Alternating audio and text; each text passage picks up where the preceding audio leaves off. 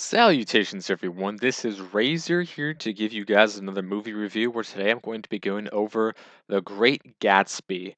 I'm doing this a little differently. There's going to be plenty of spoilers, which shouldn't really be a surprise since everyone's read this book. I mean, it's like the typical book that they make you read in high school. There are many others that fit into this category, but Gatsby is definitely one of them.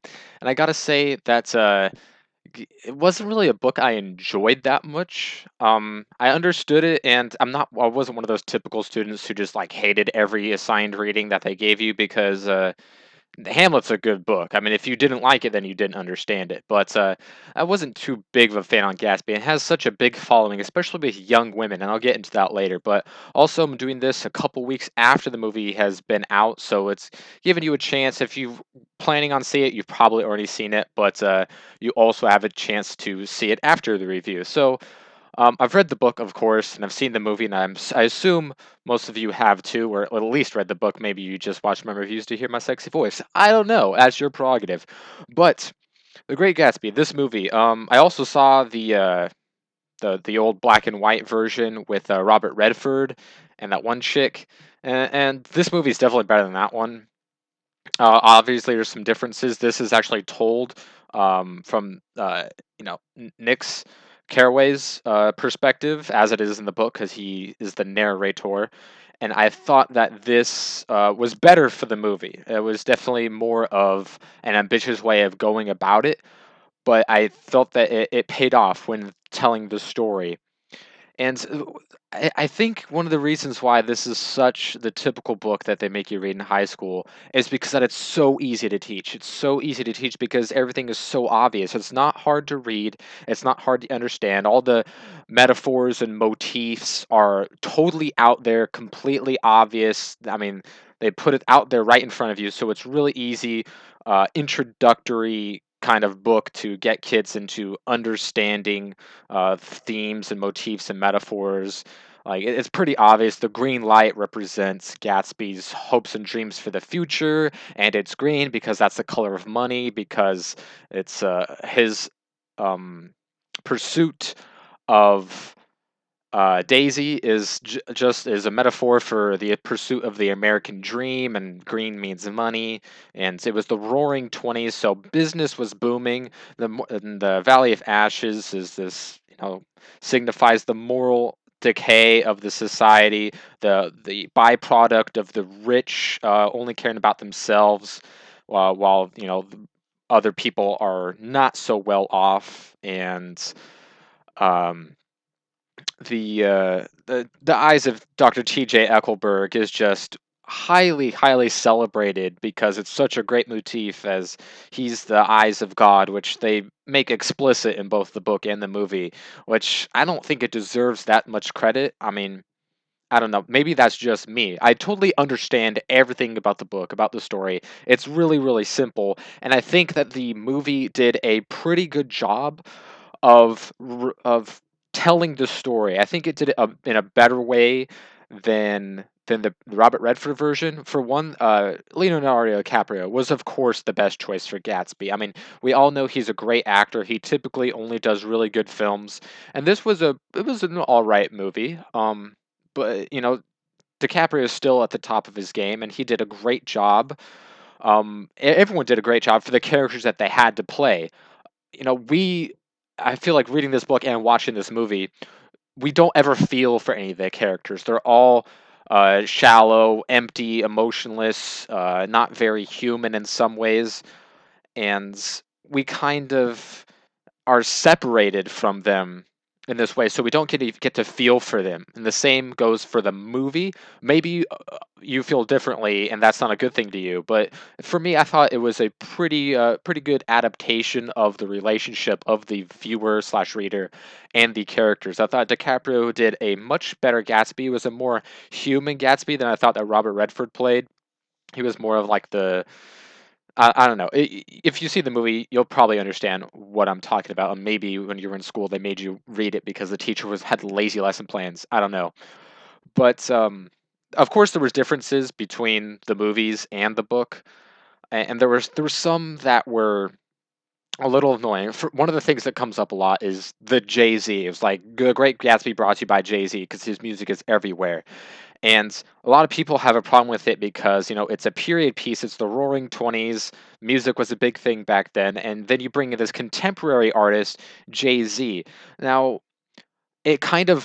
some people will feel that it pulls you out of the movie because you're like, hey, I hear this black dude rapping like it's 2010, and this is the 1920s with old people with money throwing it all over the place. So it kind of pulls you back out of it. But I also understand the artistic choice of choosing Jay-Z or any rapper, because that scene, it's decadent, it's over the top, just like the image of Gatsby, as well as the American dream in the 1920s, where the stocks were going up, everyone was living the fucking life, and just not giving a shit about anyone or anything but themselves, and they were being rewarded for it, kind of like the rap lifestyle. Everything's new money, like Gatsby's new money, rappers are new money. They get all this wealth, very, very quickly, and they just blow it all away on, booze and babes, just like people in the 20s. So I also understand that choice of it as well. But, when it comes to a period piece like Gatsby, regardless of the choice, it does pull you out a little bit, because there are some movies where music is playing and you can kind of suspend disbeliefs, like where's this music coming from and stuff. When it's 90 years apart, it clashes a little bit, but at the same time it kind of fits. So I understand why people would like the choice, and I also understand why people would dislike it. I didn't really care. It didn't ruin anything for me. But everyone knows going in that Jay-Z is like a big part of this movie because his music is all over it. But it's not that distracting. Another thing was the director's all is known very well for his stylization, his oversaturation of colors, and I also have two different opinions on this. Some of the like computer generated camera movements were like a little distracting.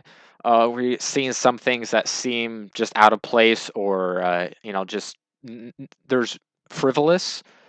But at the same time, that kind of also ties in with the setting of the 1920s. Everything was over the top and saturated, and big parties and stuff. And while some of the things in the movie, it's kind of hard to take at face value, at the same time, it also puts you in the mindset of Nick Carraway, and some of the like the computer generated camera movements and the way that it's edited. It also kind of makes you, or it tries to make you feel what it was like, to be just completely blown away by like all the shit going around you, all the cheap liquor and the huge parties and the music and everything.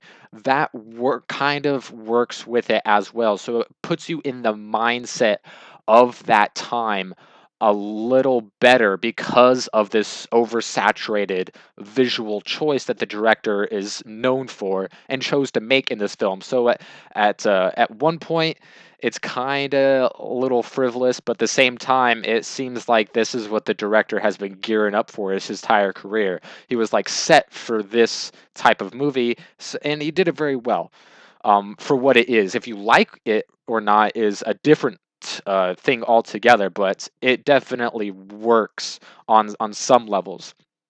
When it comes to differerences in the book, there's some people that really, really like the book that just think that the movie is crap. But most people are going to be like that because nothing's as good as the book, and we understand that. But people still like the Lord of the Rings and the Harry Potter movies, even though that they love the books a lot more. But there's definitely some things in the movie that don't uh, connect well with the book. But it wasn't necessarily like a game changer at all. Like they don't really delve into the relationship between Jordan and Nick really at all. They focus a lot on the green night light and not as much as the spectacles of T.J. Eckelberg, which is the eyes of God. And also the ending was, they did it the same as the book but differently. Like there were some things they left out, like how how the eyes of God was like really got into the mind of fuck, I forget the dude married to Myrtle. But it really got to him at the end, and he thought that this is what God wanted him to do, to kill the person that killed his wife. And then he takes the gun, he goes to Gatsby and kills him, shoots him in the back, of course. But in the movie, he's not floating on a inflatable mattress or anything, so that's different, and that's kind of like an iconic scene. That's a very important part of the book. I mean, it's like the fucking climax. I mean, the Gatsby of The Great Gatsby in the title gets shot in the back, and it isn't done the same way as it's done in the book. So I can understand why people would be upset about that, but it doesn't really ruin it that much. It's just a little bit of the meaning of the end is lost a little bit when it comes from stuff that they chose to leave out of the book and make it into the movie. But overall, I thought it was a pretty good representation. The character of Daisy I thought was made to seem much better in the movie than actually in the book. In the book, everyone hates Daisy. They hate Buchanan, which is a terrible name to have if you have it, because he's an asshole in the book, and it's also the name of the worst president America's ever had. And so it was a great job of I forget the guy's name who did the Buchanan. It was exactly how I envisioned the guy, both look and attitude. That was pretty good. Carey Mulligan was great. Actually added some depth to Daisy, which you don't feel in the book at all, and I think makes it a better story in the movie. Um, and at the same time, you really can't blame Gatsby for wanting Carey Mulligan because she's gorgeous. But at the same time, I felt like the themes and the motifs and the metaphors were all there. They didn't touch on the spectacled eyes of T.J. Eckleburg as the eyes of God as much as I thought they would have, based off of how much it is in the book, which I understand a lot of the Gatsby fans out there are going to be in uproar about, because like that's the one motif that they hold on to and love so much for some odd reason. But also there's going to be some things that they envision differently in the books. So if they didn't, of course they're going to do it differently in the movie because they didn't direct they didn't direct it, so they're going to be upset about that. But there was also some good things that came out of the movie. Like Carey Mulligan did a fantastic job, as she always does.